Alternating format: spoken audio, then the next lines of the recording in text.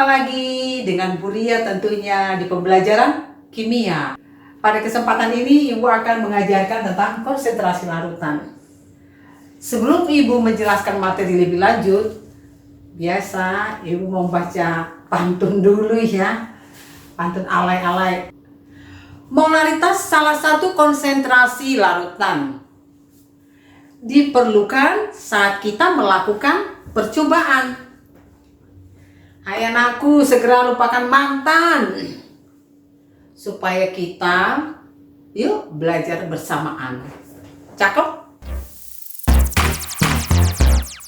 Oke, nih materi selanjutnya konsentrasi larutan. Ya, konsentrasi. Kamu konsentrasi ya, konsentrasi. Konsentrasi yang kita pelajari yang pertama molaritas. Banyak konsentrasi sebenarnya, ada fraksi mol, molaritas, tapi itu nanti kita pelajari di kelas 3. Konsentrasi molaritas, ya. Dalam stoikiometri larutan, ya, sering kita menggunakan konsentrasi molaritas. Konsentrasi molaritas dilambangkan dengan M besar ya, karena nanti ada M kecil, beda. Molaritas itu menyatakan jumlah mol zat terlarut dalam 1 liter larutan. Jumlah mol zat terlarut dalam 1 liter larutan. Zat terlarut ini bisa dia padat, bisa juga dia cair. Ya, molaritas sering misalnya kita tuliskan dengan mol zat terlarut per 1 liter larutan. Atau dalam buku sering dituliskan rumusannya M sama dengan N per V, di mana N-nya itu adalah mol zat terlarut, V itu volume larutan ya, tapi dalam liter. Saya ulangi, N sama dengan N per V, di mana N itu mol zat terlarut, V itu volume ya, tapi dalam liter. Oke, supaya lebih jelas kita langsung ke contoh soal. Nih contoh soalnya. Dalam 500 ml larutan terdapat 0,730 mol C12H22O11. Ditanyakan tentukan konsentrasi molaritas dari C12H22O11. Oke, langsung kita lihat pengertian molaritas tadi. Pengertian molaritas, mol zat terlarut per 1 liter larutan. N sama dengan, kalau kita mau masukkan rumusan ini nggak masalah, N per V. N itu mol zat terlarut. Ya, zat terlarut di sini adalah sukrosa, ya. Sukrosa berapa molnya? 0,730 mol per volumenya berapa? Ya, volumenya nih 500 ml. Kalau di atasnya mol berarti di bawahnya liter ya, mol per liter. Berarti mililiter ini kita ubah dulu ke liter. 500 ml jadikan ke liter berapa? Yuk, si Hasian berapa? Oh ya, 0,5 liter. Bagikan 0,5 liter. Berapa? Jauh tuh. 1,4. Mol per liter. Oke, itulah konsentrasi dari glukosa. Bisa dipahami ya? Kita lanjut materi berikutnya. Oke, kita lanjut ke materi berikutnya tentang pengenceran larutan. Kenapa kita butuh pengenceran larutan? Jadi misalnya begini, kita mau melakukan satu percobaan ya, tetapi larutan yang kita butuhkan itu tidak ada di laboratorium. Artinya memang kita harus buat sendiri. Misalnya di laboratorium tersedianya HCl yang 1M. Sementara kita butuhnya HCl yang 0,1 M. Sehingga HCl yang 1 M tadi harus kita ubah menjadi 0,1 M. Tentu caranya dengan pengenceran, ya.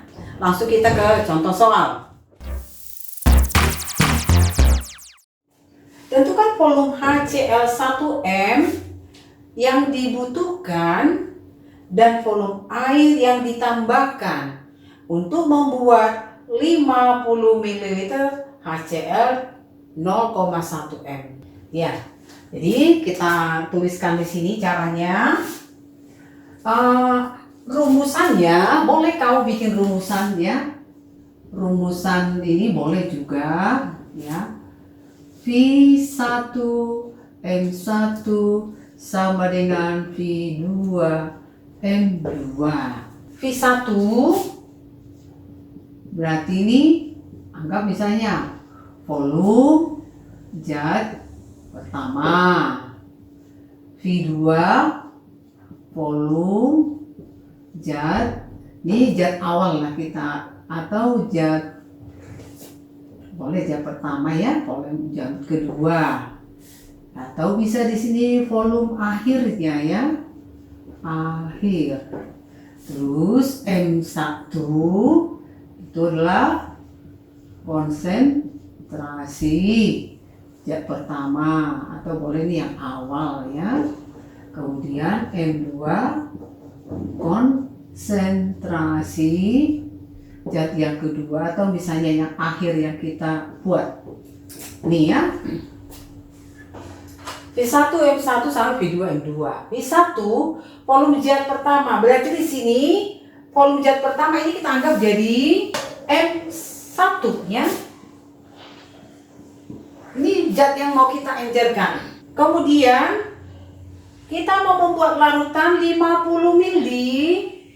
Ini berarti V2, volume akhirnya ya.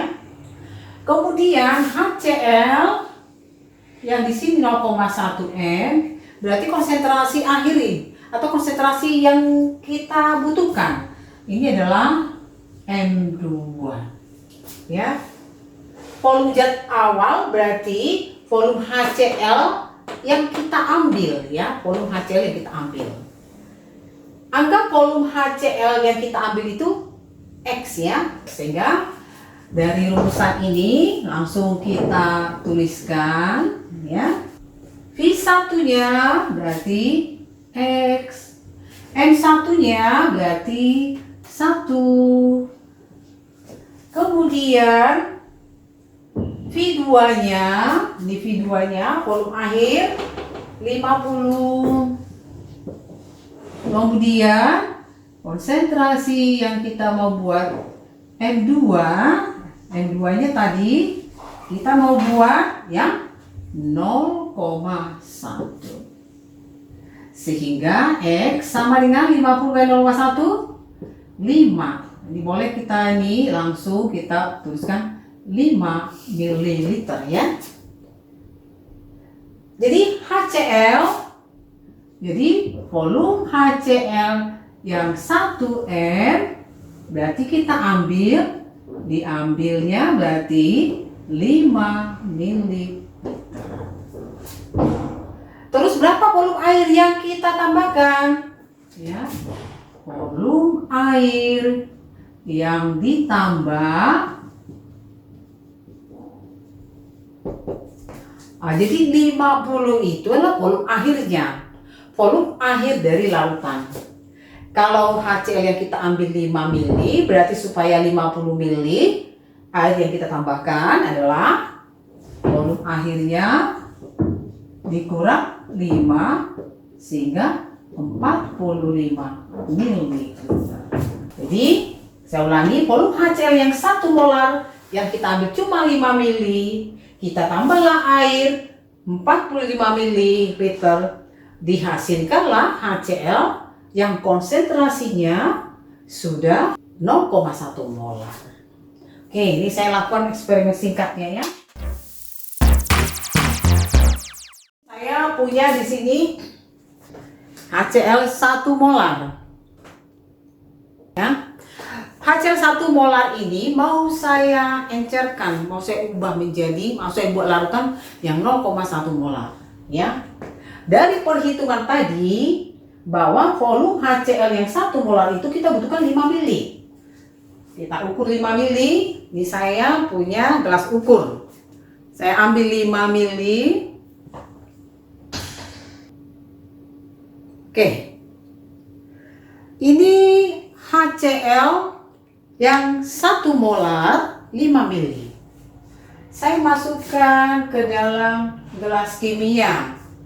Nah, seharusnya kita menggunakan labu ukur ya. Tapi situasi COVID ya, Ibu hanya tersedia gelas kimia. Saya masukkan ke gelas kimia. Ini HCl 1 molar 5 mili. Kita mau membuat larutan sebanyak 50 mili. Tadi ini sudah 5 mili. Berarti karena kita membuat larutan 50 ml, berarti kita tinggal menambahkan volume akhirnya 50. Ini sudah ada 5. Berarti kita tinggal menambahkan air sebanyak 45. Ini airnya langsung saya tuangkan, tapi nanti di sini volume akhirnya sampai 50. Ini saya tambahkan sehingga volume akhirnya nanti 50 mili. Jadi tadi HCl-nya 5 mili, air yang kita tambahkan 45 mili, sehingga volume akhirnya 50 mili. Inilah HCl yang 0,1 molar. Ya. HCl yang kita buat 0,1 molar. Sebanyak 500 mili. Ya. Bisa dipahami ya? Itulah cara singkat pembuatan larutan. Nah, semoga bermanfaat. Saya akan kasih contoh soal satu lagi dan latihan soal. Oke, saya kasih satu contoh soal lagi ya. Nanti saya kasih soal latihan di rumah. Nih, tentukan massa CaCl2 yang dilarutkan untuk membuat 100 ml larutan CaCl2 yang 0,1 molar. Jadi kita mau membuat CaCl2 yang 0,1 molar sebanyak 100 mili. Berarti berapa CaCl2 itu yang kita butuhkan atau nanti yang kita larutkan ya. Nah, caranya boleh kamu ingat rumusan tadi, boleh ya. M adalah N per V. M-nya di situ 0,1 molar. 0,1 molar mol per liter ya. Sama dengan N yang kita cari. Volumenya di sini ya. Volumenya 100 mili. Ini jadikan ke liter. 100 dibagi 1000 berapa Joko? Joko? Ya, betul. 0,1 liter. Ini berarti kita bagi 0,1 liter. Berarti N, paham ya? Tentu N-nya berarti ini kali ini 0,1 mol per liter kali 0,1 liter. Kita coret sehingga 0,1 mol. Itulah mol zat terlarutnya ya. Jadi saya ulangi, zat terlarutnya CaCl2 0,1 mol. Ditanya berapa massanya ya. Berapa massanya? Nah, kemarin kita udah belajar tentang konsep mol, mencari massa. Itu adalah berapa N-nya dikalikan Mn. N itu tadi mol ya. Molnya 0,1 mol. Boleh kamu tuliskan rumusnya ini kali MR-nya. Jadi kalau ditulis MR-nya 111, sebenarnya itu satuannya gram per mol ya. Ada sih pengerjaannya nggak dimasukkan satuannya. Boleh dimasukkan satuannya di sini. Jadi MR-nya 111 gram per mol. Ini kita coret sehingga dihasilkan 11,1 gram. Nah, segitulah massa CaCl2 yang kita larutkan dalam 100 ml larutan. Sehingga dihasilkan CaCl2 yang 0,1 molar. Saya ulangi, Kita timbanglah CaCl2 11,1 gram. Kita larutkan di dalam air 100 ml. Kita perolehlah larutan CaCl2 yang 0,1 molar. Oke, paham ya? Ibu cuma mengasih soal 2 saja untuk dikerjakan di rumah, nggak banyak-banyak. Ayah, masa pandemi COVID-19 tetap betah di rumah ya anak-anakku ya.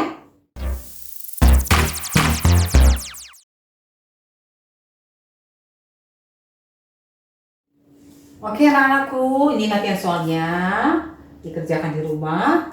Sampai ketemu lagi dalam pembelajaran selanjutnya dalam Ria Guruku. Jangan lupa subscribe, nyalakan lonceng notifikasi, like, dan share video di channel ini ya teman-teman. Terima kasih.